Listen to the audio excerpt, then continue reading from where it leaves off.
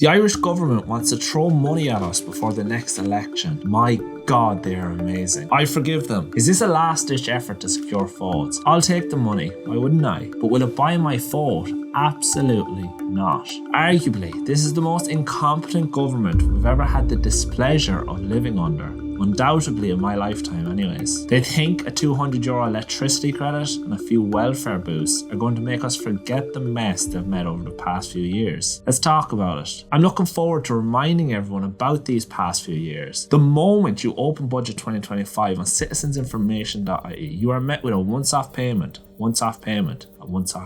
How convenient. They really don't try to hide that they are purposely buying your votes with your money. Accept it, be happy to get it. To be honest, I think every Irish person deserves it, especially when we begin to look at the way the government has handled our country in the last few years. And that's exactly what I'm going to show you, the amazing achievements they have managed. We all know the housing crisis is out of control. Under their watch, house prices have shot up 75% since 2013. There are now over 14,000 homeless people in Ireland, including over 4,400 children. People can't afford rent. Young people are increasingly living at home. The number of adults aged 18 and over living with their parents has increased by 14% since 2016. Young couples cannot afford their first home and hope to start a family. Don't worry, there's no shortage of money and special accommodation for immigrants that are arriving. They've let over 100,000 immigrants in just the last year alone without any real infrastructure in place. Then they stood on stage and said immigration doesn't affect housing. Do they think everyone is as dumb as them? We now have asylum seeker camps popping up everywhere with modular homes costing you $440,000 a piece, being thrown together in a rush while Irish families struggle to find housing. Does that sound like good governance to you? Roger O'Gorman sent out tweets in 8 different languages asking people to come to Ireland to take advantage of our system. Now we have 10 cities around Dublin, and women and children face new danger in places they once felt safe. Crime is on the rise. We had 3 children stabbed in broad daylight, 2 men beheaded for being gay, young girls sexually assaulted on buses and followed, Ashling Murphy murdered on a walk, frequent kidnapping attempts on children. You get the picture. They've been pushing a new SPHE book in schools, telling kids about gender identity and sexuality, topics that are ridiculous to be teaching kids. I made a video about this. These are not topics any child should be learning. Norma Foley, the Minister for Education, believes gender is fluid and interchangeable. Do you agree with this nonsense? Did you know hundreds of unaccompanied children seeking asylum have gone missing from Ireland's care system? The government has no idea where they are. How is that possible? You wouldn't be wrong to assume this is child sex trafficking in plain sight. Let's talk about hate speech laws. They're ramming through. It's basically a free pass for the government to control what you say and think. Criticize immigration, be careful. That could be hate speech under these new laws. We thought they had scrapped it, but Helen just announced it is only scrapped before the election. They get in again. We will see people jailed for saying things they disagree with. They are giving us €200 credit towards your electricity bill. Did you know ESB made $897 million in profit this year? Guess what? ESB is 97% government owned. In short, you own that 97%, so why are they making money off you? Driving up energy prices and profiting off the expensive energy prices you are forced to pay. Remember how they threw $2 billion on a National Children's Hospital? It's still not finished. Or the $336,000 they spent on a single bike shed. What about the $800,000 printer that didn't even work? This is your money, remember. They locked everyone away for COVID, left old people to die alone without family or friends. To top it off, they restricted access to funerals. In someone's dying moments, they decided it was best to leave them alone, to die alone. To me, forget everything else I mentioned. That alone should deem anyone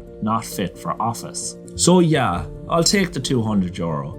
But I won't be fooled. These one-off payments aren't going to erase their years of failure. They've mismanaged this country into a housing crisis, failed to control immigration, neglected our children, and are now restricting our freedom of speech. Don't let them buy your vote. They must be voted out in the next election and give the new parties the chance to start a golden age for Ireland. There is absolutely zero excuse a young couple shouldn't be able to start a family in Ireland with the wealth we have to throw around. The elderly shouldn't have to worry about how they will pay their electricity bill. No child should have to wait in long queues in hospitals. In a few months' time, you will have the option to make this country the country you want to spend your life. Do not let them buy away the fact that they've been selling out Ireland for the last few years.